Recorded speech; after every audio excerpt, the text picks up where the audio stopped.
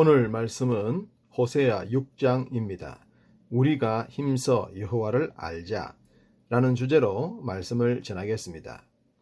아수르에 이어 새로운 제국의 강자로 부상했던 바빌론에 의해 이스라엘 백성들은 세 차례 포로로 잡혀가는 수치를 당합니다. 1차 포로기의 지도자 다니엘, 2차 포로기 지도자 에스겔, 그리고 세 번째는 성전까지 파괴되면서 완전히 무너지고 말죠. 그렇지만 하나님은 망하는 것이 결론이 아니라 회복에 그 목적이 있다고 하셨습니다. 그래서 포로 귀환도 세 차례에 의해 이루어지지 않습니까? 1차 포로 귀환의 지도자 스룹바벨, 2차 귀환 지도자 에스라, 3차 지도자 느헤미야입니다. 하나님은 에스겔 선지자 때에 이스라엘의 패망과 회복을 여호와의 영광의 움직임으로 표현을 했었습니다. 하나님의 영광이 성전을 떠나 동쪽 산으로 나아가셨다가 다시 동쪽 산에서 나가셨던 성전 문으로 들어오시는 것으로 말입니다. 멸망, 회복, 그 중심에 하나님께서 함께 하시느냐, 그렇지 않느냐에 있습니다. 그렇기 때문에 선지자들은 진정 잘 살고 싶으면, 사람답게 살고 싶다면 하나님을 잘 알아야 한다고 했습니다. 즉, 하나님의 말씀인 율법으로 돌아와야 한다는 것을 강조한 것입니다. 호세아도 그 부분을 강조하고 있습니다. 1절, 오라, 우리가 여호와께로 돌아가자. 회복의 본질은 하나님께로 돌아가는 것입니다. 제가 종교란 단어에 대해 설명을 드린 적이 있지 않습니까? 종교란 영어 단어 릴리전은 라틴어의 레 플러스 리가레에서 왔다고 했습니다. 이 단어는 재결합이라는 뜻이라고 했죠. 종교란 단어는 재결합이라는 단어에서 왔다는 말입니다. 하나님을 믿지 않는다는 것은 하나님과 단절된 것으로 영적인 죽음이라고 했습니다. 반대로 하나님을 믿는다는 것은 단절된 하나님과의 관계가 회복되는 것이겠죠. 분리되었다가 다시 결합하는 것, 그것이 종교입니다. 세상 종교가 마음을 편하게 한다, 정신수양을 한다 등등의 수준을 말하는 그런 차원이 종교가 아닙니다. 그런 것은 굳이 종교가 아니더라도 얼마든지 할 수 있는 것들입니다. 종교의 본질은 생명의 주체이신 하나님과 분리되었다가 다시 결합하는 것입니다. 바로 이 내용이 여호와께로 돌아오는 것이었지 않겠습니까? 탕자의 이야기처럼 말입니다. 각양 좋은 것이 절대자 하나님으로부터 오는데 그 오는 길이 단절되어 버리면 인생의 삶은 피폐해지고 맙니다. 그렇지만 그 단절된 것을 고쳐서 연결을 시키면 당연히 피폐된 삶이 풍요로워지게 되겠죠. 호세아 선지자는 물질적 풍요로만 만족할 수 없는 인생들을 향해 영적인 만족이 있는 하나님께로 가자고 했습니다. 3절, 그러므로 우리가 여호와를 알자. 힘써 여호와를 알자.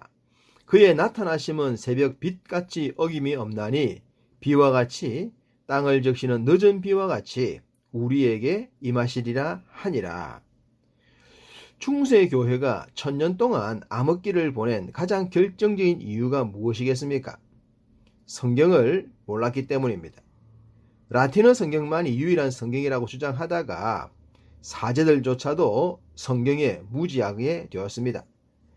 당연히 그 시대의 모든 백성들이 영적인 암흑기에 빠질 수밖에 없었지 않겠습니까? 그럼 지금은 어떨까요? 무엇이 이 시대의 어두움을 밝힐 수가 있겠습니까?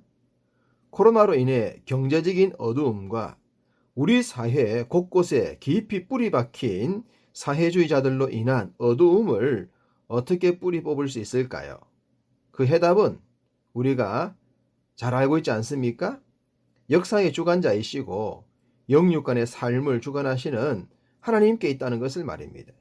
그런데 이런 우리들의 생각을 누가 알아줍니까?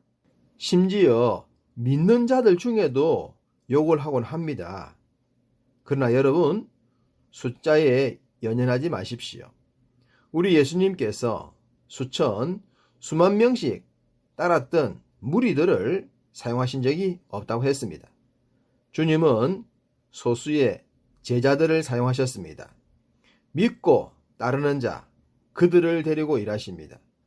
여러분이 이 시대를 살리는 답이 하나님께 있다고 믿는다면 하나님은 여러분을 붙드시고 일하실 줄 믿습니다. 아멘. 아멘. 하나님을 믿고 따르면서 힘써 하나님을 알고자 하는 백성들을 향해 하신 말씀입니다. 그들은 새벽 빛 같고 메마른 땅을 적시는 늦은 비와 같다고 말입니다. 새벽은 희망을 말하며 새로움을 의미하며 새로운 출발을 상징합니다. 시편 110편 3절 주의 권능의 날에 주의 백성이 거룩한 옷을 입고 즐거이 헌신하니 새벽 이슬 같은 주의 청년들이 주께 나오는도다. 할렐루야. 누가 이 시대의 주의 청년들일까요? 하나님의 주권과 권능을 믿고 하나님의 말씀으로 옷 입듯 무장하고 하나님의 말씀으로 기뻐하는 자들이지 않겠습니까? 결국엔 이들이 세상을 살리는 희망이 될 것입니다. 요즘 많은 젊은이들이 정치인들의 혓바닥에 현혹이 되어 그들의 말에 자신들의 인생을 맡겨버리곤 합니다. 참으로 불행한 일입니다. 어떻게 정치인들이 세상을 바꿀 수가 있겠습니까? 그들의 목적은 정권에 있고 자신들의 이익에 있는데 말입니다. 그들은 절대로 새벽 빛이 될 수도 없고 마른 땅을 적시는 단비가 될 수 없습니다. 하나님의 절대 주권을 믿는 자들에게 희망이 있고 미래가 있는 것입니다. 미가서 6장 7절에 여호와께서 천천의 순양이나 만만의 강물 같은 기름을 기뻐하실까? 재물의 영혼을 빼앗기지 맙시다. 유물론 사상의 핵심이 사회주의요 공산주의이지 않습니까?